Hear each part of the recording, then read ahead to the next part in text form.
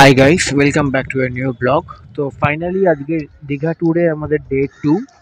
আর আজকে আমরা যাচ্ছি সমুদ্রে স্নান করতে সকালবেলা।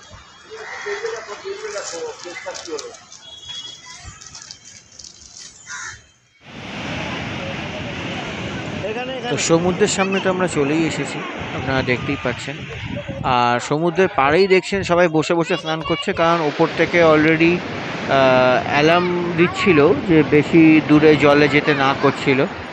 সো ইন দ্যাট কেস আমরা সমুদ্রের পাড়েই ছিলাম, জোয়ারের সময় ছিল মেবি।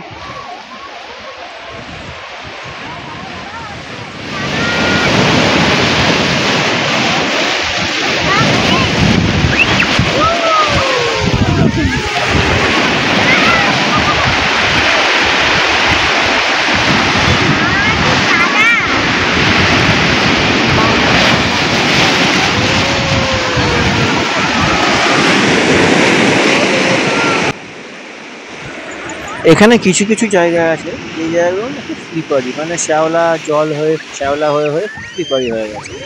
আর আপনারা তো দেখতেই পাচ্ছেন এখানে ম্যাক্সিমাম লোক এখানে পাড়ে বসেই আছে, কেউ কিন্তু ওইভাবে জলে নেমে কেউ এরকম স্নান করছে না, কারণ এই সময় একটা জোয়ার চলছে। আর সমুদ্রের সাথে বেশি পাকাবো মেরে লাভ নেই, উল্টে তাতে ক্ষতি হয়, লাভ তো হয় না, ক্ষতিই হয়।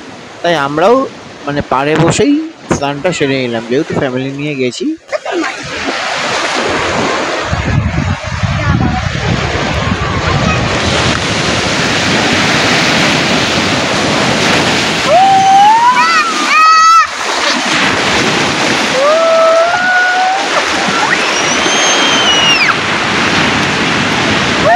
জোরে আসছে,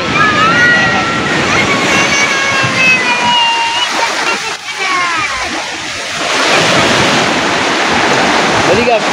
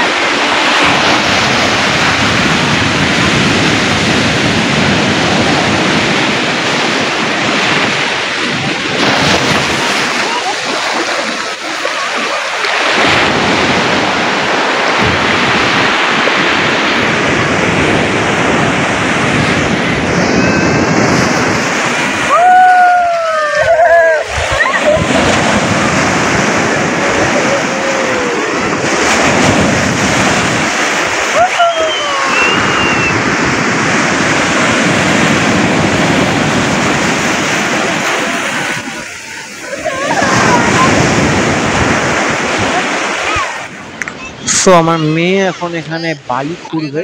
ও কালকে এটা সন্ধ্যেবেলা মোহনা থেকে কিনে এনেছে, ও নাকি সমুদ্রের পাড়ে বালি খুঁড়বে বলে। তো এটাতে ওর আনন্দ, ওর খুশি এখানে। তো ওদের খুশিতেই তো আমাদের খুশি, তো তাই ওর আবদারটা মিটিয়ে ওকে একটু আনন্দ দেওয়ার চেষ্টা করলাম।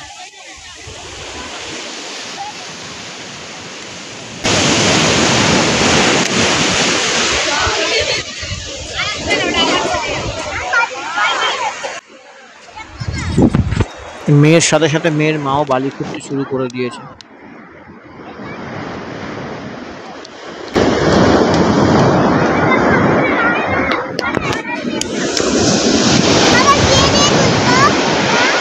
আমি দা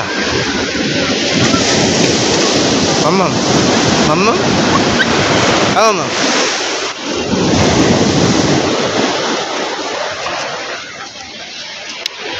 আরেকবার।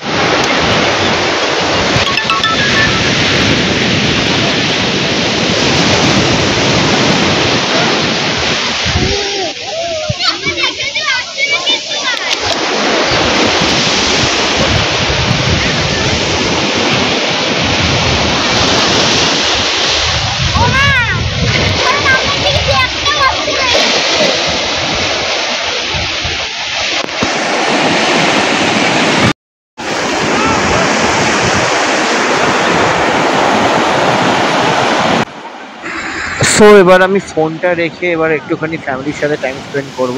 তাই আজকের ব্লগটা আমি এখানেই এন্ড করছি। আবার দেখা হবে খুব শিগগিরই একটা নতুন ব্লগের সাথে।